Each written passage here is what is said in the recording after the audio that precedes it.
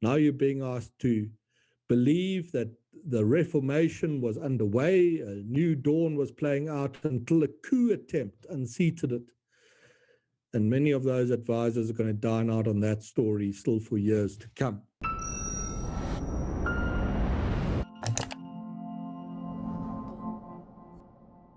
What are the implications of the recent social unrest for the political trajectory of South Africa?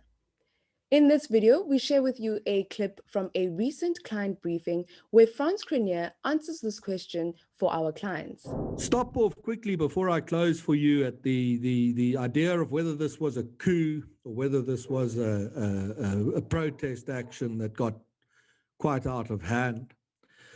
If you follow us in the media and you read some of what we write, you receive our notes on a Monday morning, you'll know it's my view that we didn't have a coup or an insurrection at all.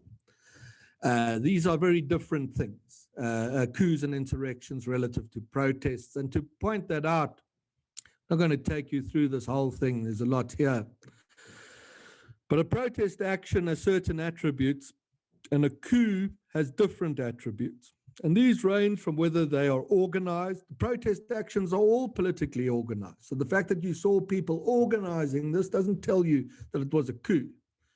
Public incitement to break the law is particularly common in protest actions that turn into looting sprees. Less common in coups because the new administration wants law and order and control, doesn't need anarchy. Meetings and planning will always take place in both. That there's directed violence is common. That the looting of goods of value to people is the prominent objective of a protest action that turns into a looting spree. It is incidental to a coup. It's not the prominent objective.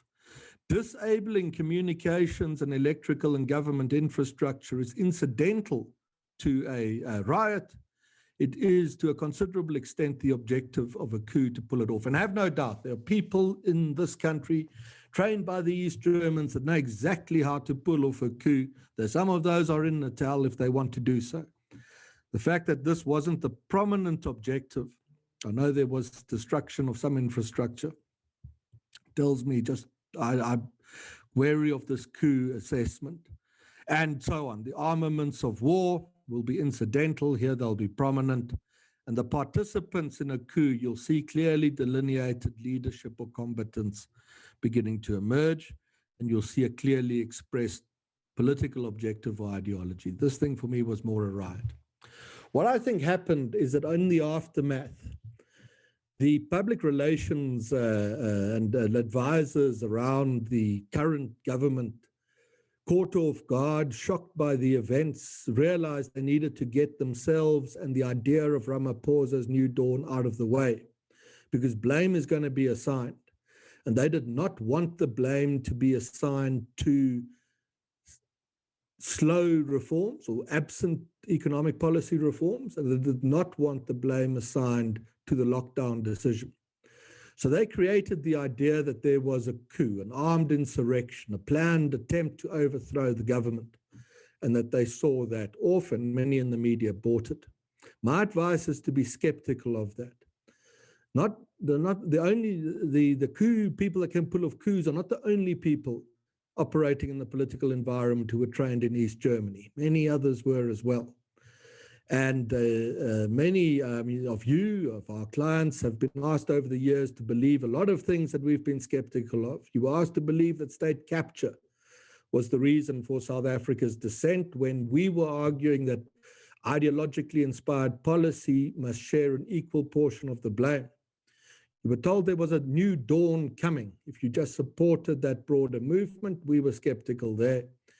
People were then told to vote for Cyril if they wanted reform, when you can't vote for Cyril. You only had the choice for voting for a party with an increasingly checkered track record. You were then told about a mandate threshold, that if you could get his support up to 60%, then he would introduce reforms. But that made no sense, because whether he was at 60 or the high 50s, he still had the majority to introduce any pragmatic reform that the government would seek to bring about. Now you're being asked to believe that the Reformation was underway, a new dawn was playing out until a coup attempt unseated it. And many of those advisors are going to dine out on that story still for years to come.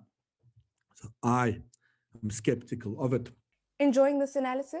Click here to sign up for our 30-day free trial for more content from the CIA. Last point from me, and then we close. I was asked, in fact, by a client to help them think about the paradigms that might now change. Now, these are not the same scenarios that we usually show you. These are what rules in our society are starting to shift. And I think there are two to think about.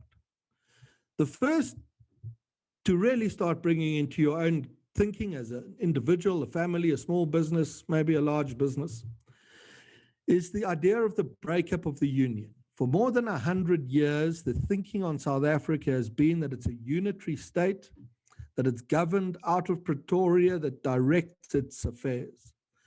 We're seeing a retreat and breakdown of that state at the moment. Vacuums will be left in the wake, and dynamic communities and dynamic enterprises are going to move into those vacuums to form enclaves. And an enclave really happens when you assume for yourself what were formerly the functions of the state. Businesses, communities that do this quickly and effectively will make themselves robust to withstand the political buffeting that lies ahead. Groups that wait for a future government to fill the vacuums, I don't think are going to do as well. The second paradigm that might be changing is this. If you're a close client of ours, you know we've been saying this to you for years. The defeat of the ANC and a new authority in Pretoria. While the union has been the way we think about the country for 110 years, for about 50 years, the prominent strategic question has been, what will the ANC do before it came to government and in the 25 years that it's been in government? But if it is now defeated and on the way out, that question is going to change completely. And I think starting to think on strategy around what the implications of both of those paradigm shifts are to yourselves, a good point of departure for any South Africa strategic conversation. If you are not, I know we've got some guests on the call tonight. If you are not a client of the CRA, we do a lot of interesting things. Urge you to be in touch. Go to cra-sa.com and learn more, or send us a note or a message, and one of our chaps will be in touch. If you enjoyed this video, please give it a like, and you can access the full-length recording of the webinar behind the paywall of our website. All you need to do is follow the link in the description below to gain access to our 30-day free trial. Also, let us know some of your thoughts in the comments below.